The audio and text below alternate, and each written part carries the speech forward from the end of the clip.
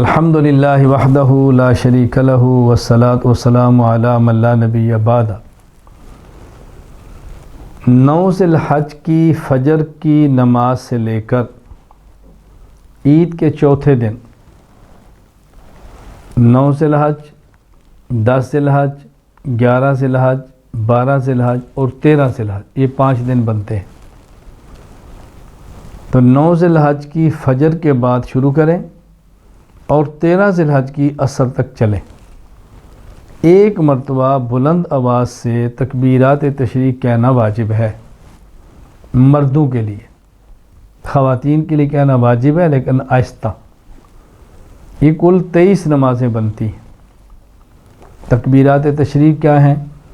اللہ اکبر، اللہ اکبر، لا الہ الا اللہ، واللہ اکبر، اللہ اکبر وللہ الحمد، ایک بار کہنا واجب ہے۔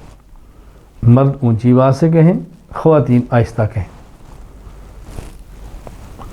اس حوالے سے 2-3 ذرا مسئلے سن لیں۔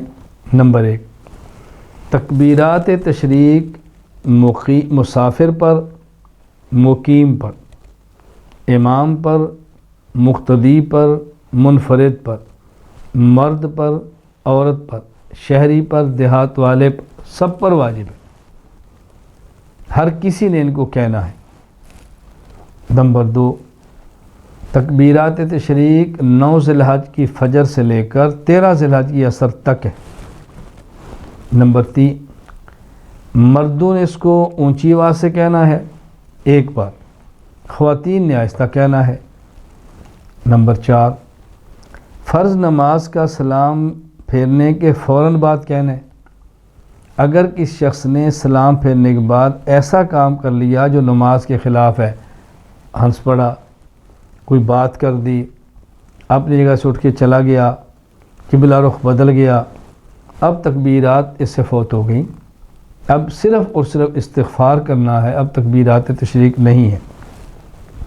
نمبر 5، اگر ان 5 دنوں کی ان 23 نمازوں میں سے کوئی نماز رہ جائے، میری نماز ہی رہ گئی، تو پھر اسی سال کے اندر ان 5 دنوں میں اس کی قضا کرتے وقت بھی تکبیرات کہیں۔